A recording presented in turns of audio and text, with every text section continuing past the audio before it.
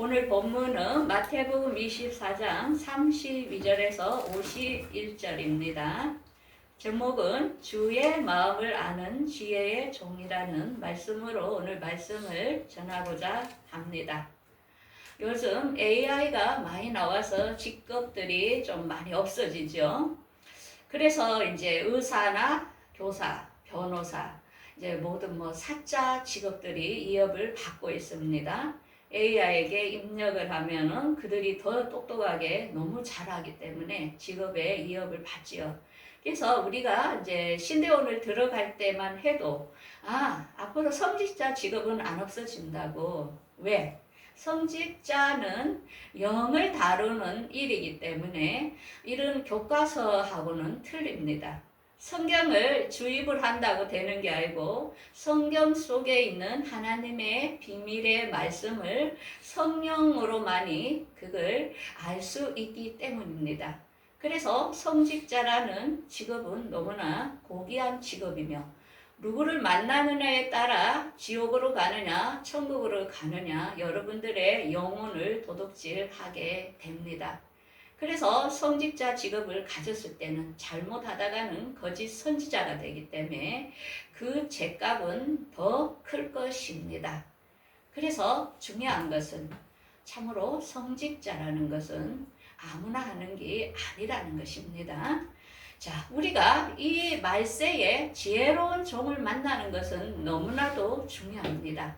누구나 말세라는 것을 알고 있습니다. 그거는 마태복음 24장에 이러한 징조들을 보거든 너희들은 내가 가까이 온 것을 알아라고 주님이 경고를 했기 때문입니다. 그래서 이 말세는 왜 중요하냐면은 예수님께서 우리를 데리러 오시는 시간이 되었다는 것입니다. 예수님은 2000년 전에 하늘나라에 가시면서 우리들에게 분명하게 약속을 했습니다. 내가 처소를 예비하고 그리고 너희들을 데리러 다시 오시겠다고 약속을 했습니다. 이 약속은 예수님이 여러분 약속을 지키겠습니까? 안 지키겠습니까?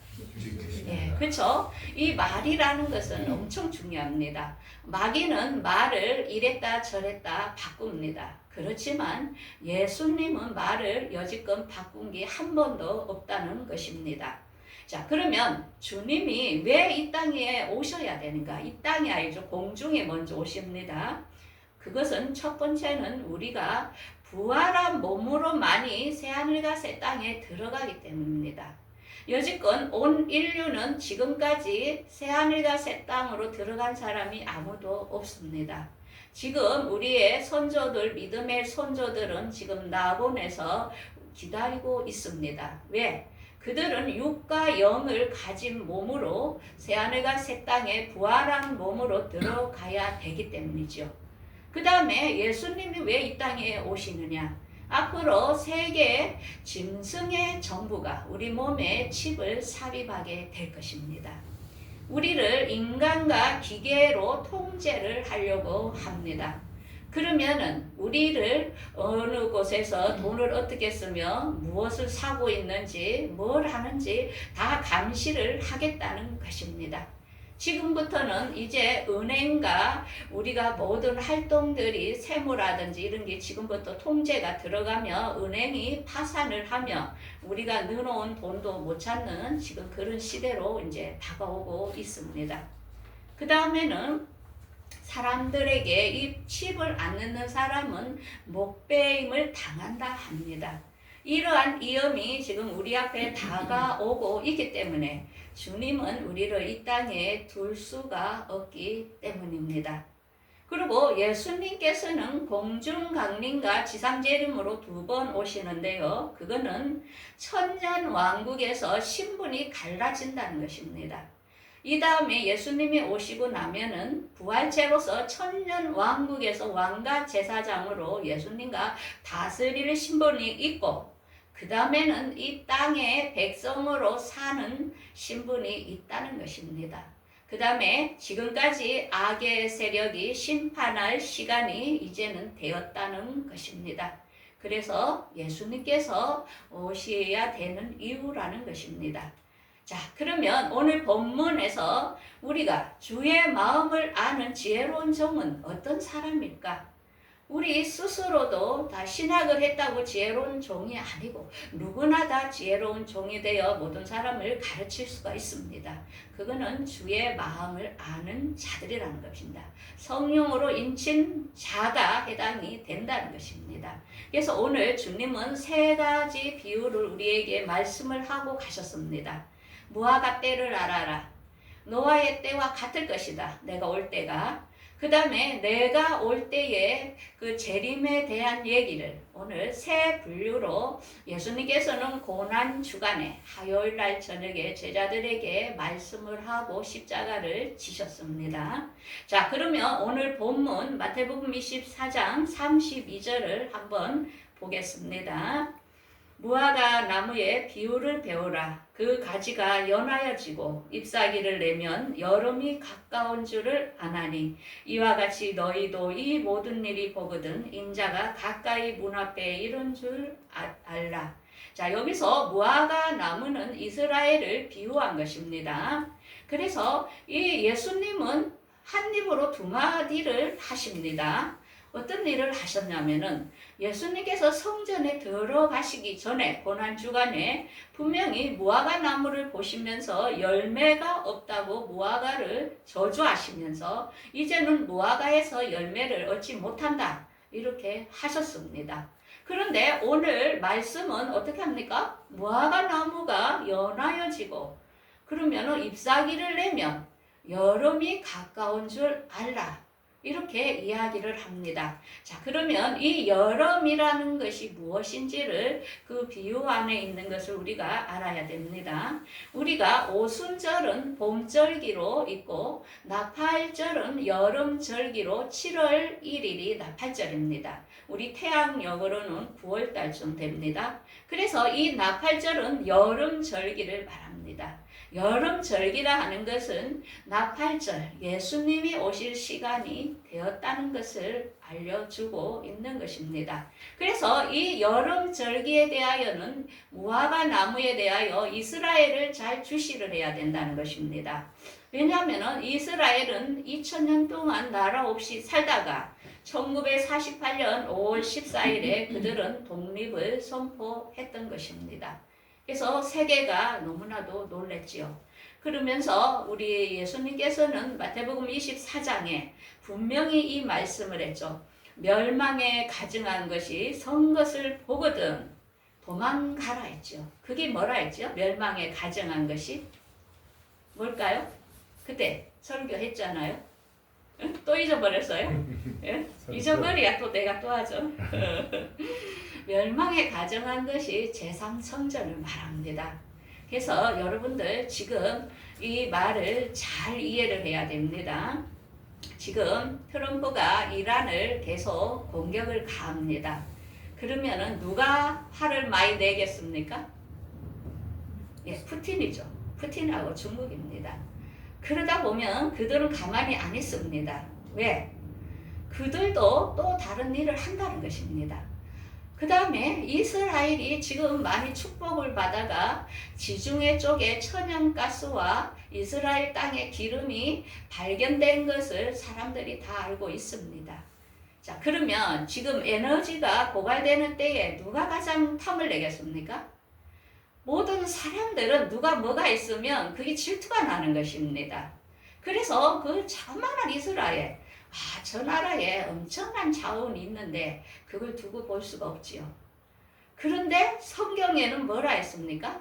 멸망에 가증한 것이 그 예루살렘에 서는 것을 보거든. 이건 뭐냐? 적그리 스도는 거기다가 제3성전을 짓고 자기가 하나님이라고 앉아야 되는 사명이 있다는 것입니다.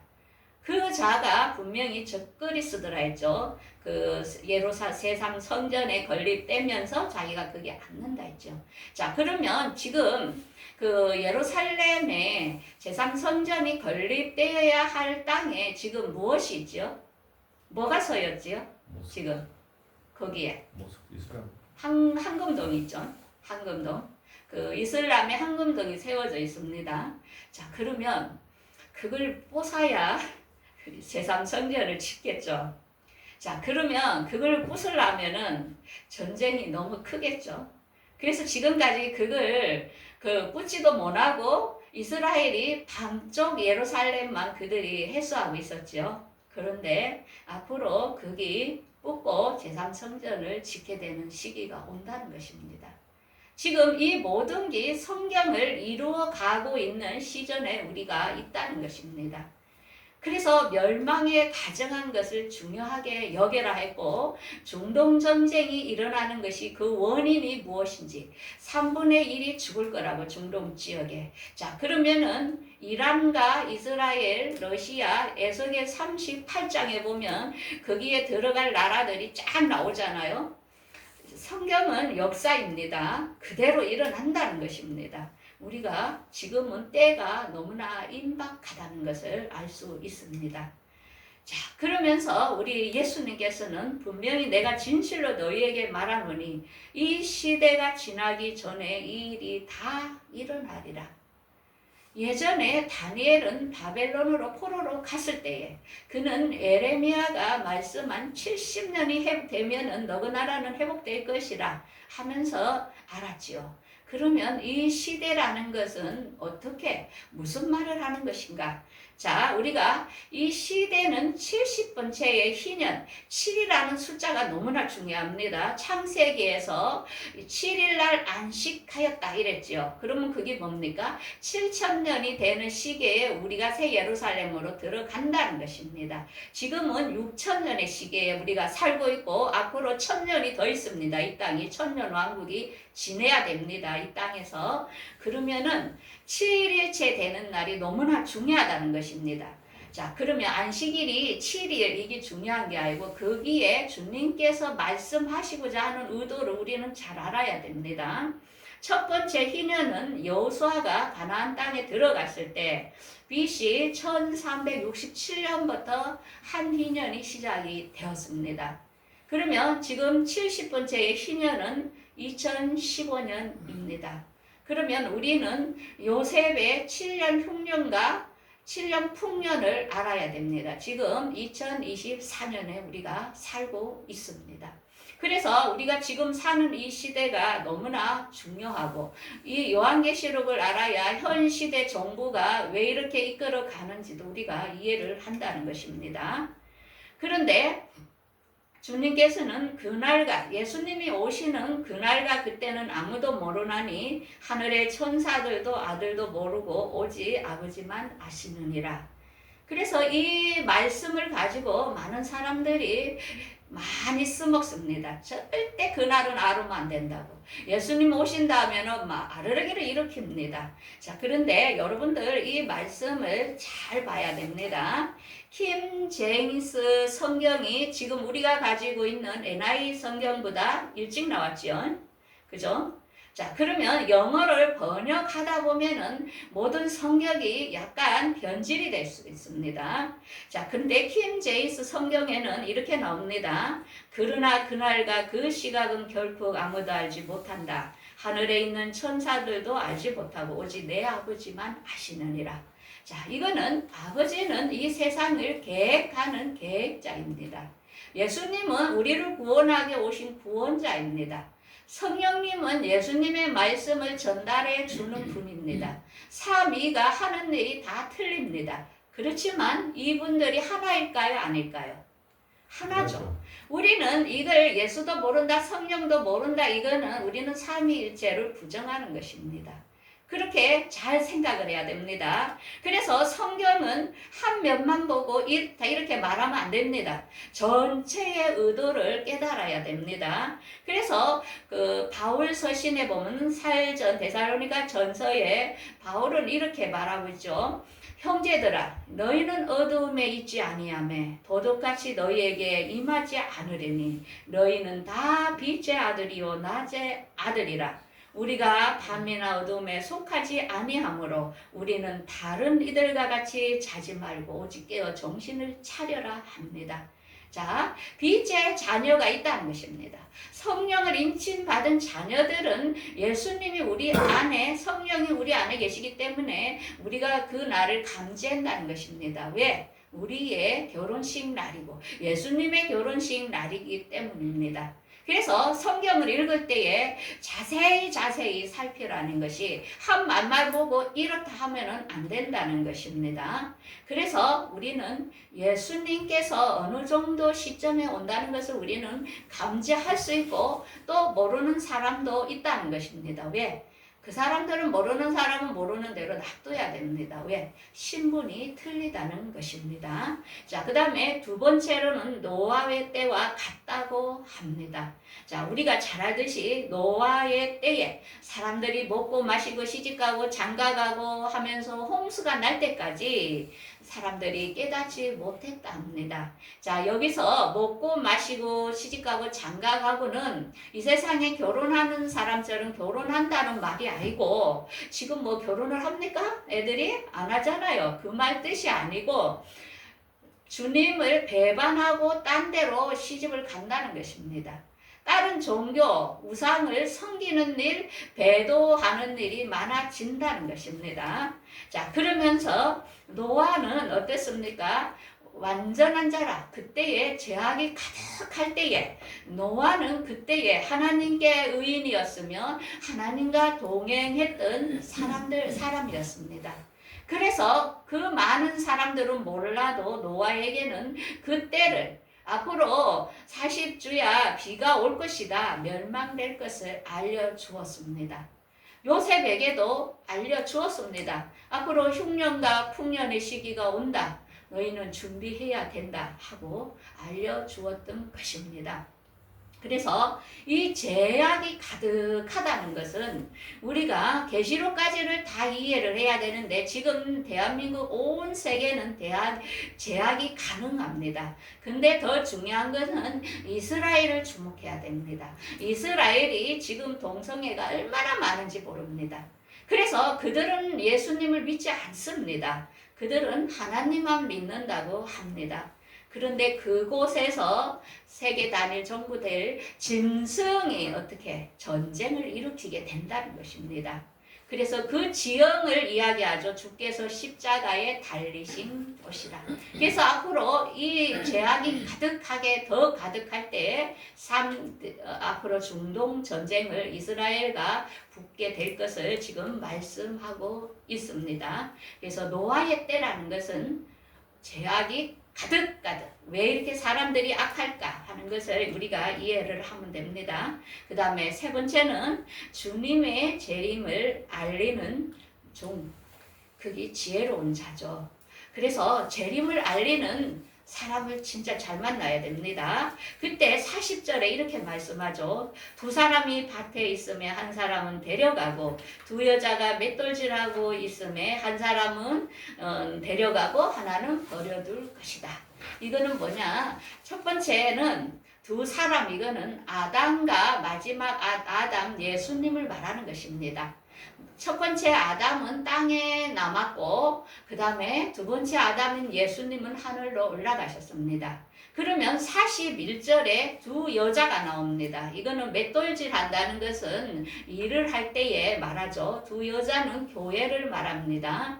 교회에서 올라갈 교회가 있고 남겨질 교회가 있다는 것입니다.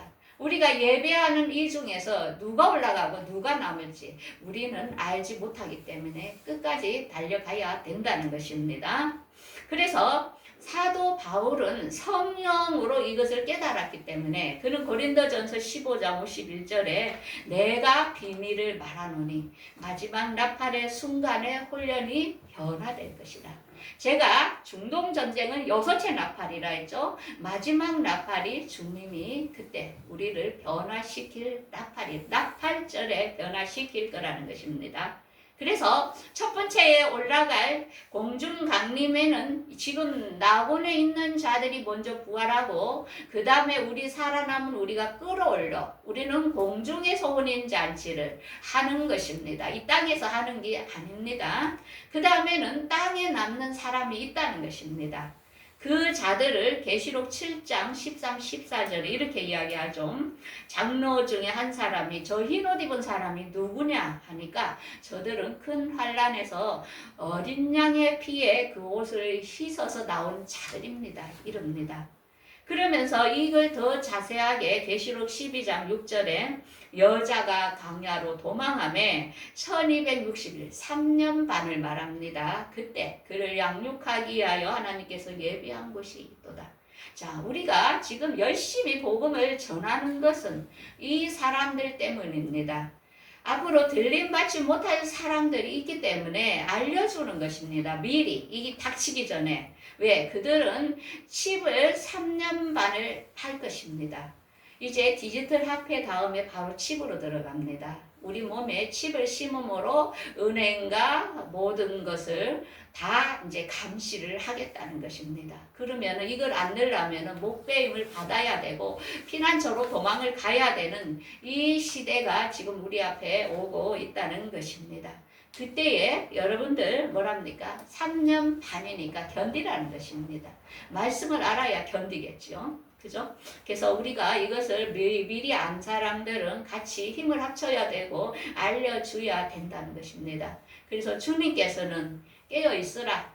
도덕이 언제 올지 모르니까 준비하고 있으라 합니다. 그래서 충성되고 지혜 있는 종이 되어 때를 따라 양식을 나눠줄 자가 누구냐. 그렇게 하는 걸 볼 때에 주님께서 복이 있으므로 너에게 모든 소유를 맡기리라 합니다. 저도 주일날 또 사랑하는 성도들을 위하여 맛있는 반찬, 또 우리 가족을 위하여 항상 준비를 합니다. 왜? 주님께서는 때를 따라 또 말씀으로 어떤 말씀을 나눠줄 것인가, 이게 정말로 중요하죠. 그래서 우리가 이 예배하는 동안은 말씀과 말씀으로 우리 성령이 교통하는 시간이기 때문에 영이 기쁘고 기쁩니다. 그리고 우리가 먹을 때는 육이 살기 때문에 또 기쁜 시간입니다. 먹는다는 것은 아주 즐거운 시간입니다. 그래서 멀리까지 먹으러도 가고 이렇게 하지요. 그래서 우리는 어느 곳에 있든지 충성된 종, 복음에 대하여 또 자기 맡은 바 모든 것을 열심히 충성되게 잘 해야 된다는 것입니다. 그렇지만 악한 종은 어떤 악한 종? 주님이 예수님 안 와. 그냥 우리가 이 땅에서 이렇게 그냥 신앙생활을 하면은 예수님이 데리러 올 거야. 이렇게 할 때 생각지 않을 때에 덧절은 걸린다는 것입니다. 그때에 후회한들 무슨 소용이 있겠습니까? 그죠? 우리가 시험을 치기 위하여 빡시게 공부하는 게 훨씬 낫지. 에? 늘 쓴 애가 갑자기 떨어지면 어떻게 되겠습니까? 그죠? 그래서 오늘 지혜로운 종과 악한 종에 대하여, 주님의 마음을 아는 지혜로운 종에 대하여 세 가지를 우리는 이제 알았죠. 무화과 나무 때는 이제 이스라엘이 회복이 되고 중동 전쟁이 일어나면서 성전이 건립 때고, 그 전에는 예수님 절대 안 옵니다. 어디서 온다고 막 해도 절대 믿으면 안 됩니다. 말씀을 꽉 잡아야 됩니다. 요즘은 예언가가 하도 많아가지고 막 예수님 온다고 공중재림, 지상재림을 엉터리로 얘기하는 사람도 너무 많은데, 우리는 성경에 딱 붙들고 어떤 이조 지폐를 딱 이렇게 분별을 해내야 됩니다. 뭐랄까, 우리가 원본을 알고 있으면 모든 것은 다 추려낼 수 있다는 것입니다. 그래가 무슨 막 신령한 영, 막 꿈을 받고 계시를 받고 막 이런 거 싹 다 무시하시고 성경 원본에 우리는 충실해야 됩니다. 그리고 노아의 때는 뭐냐? 앞으로 많은 기독교인이 큰 교회들이 배도할 것입니다. 세계 평화로 같이 가야 된다. 우리는 이 세상에 평화의 목적으로 같이 연합해야 된다 하면서 우리를 미혹할 것입니다. 우리의 집은 하늘나라에 있습니다. 절대로 유혹되면 안 된다는 것입니다. 그리고 우리가 주님의 재림을 이제 알았잖아요. 우리가 스스로 말씀을 꼭 붙드셔야 됩니다. 그래야만이 여러분들이 살아난다는 것입니다. 그래서 우리 하나님의 뜻은 우리가 부활되기를 원하는 것입니다. 사도 바울도 사도 서신 전체가 다 부활입니다. 아직도 아무도 부활된 사람이 없습니다. 우리가 이게 안 된다면 지금까지 교회에 와서 말씀하고 우리가 헌금하고 헌신하는 것은 아무 소용이 없다는 것입니다. 그것이 뭐냐? 우리 하나님의 나라는 그의 나라와 그의 의가 완성되는 게 하나님의 뜻이라는 것입니다. 그 나라가 어떤 나라라고요? 하늘나라가 새하늘과 새 땅. 우리가 가야 될 곳이 이 나라라는 것입니다.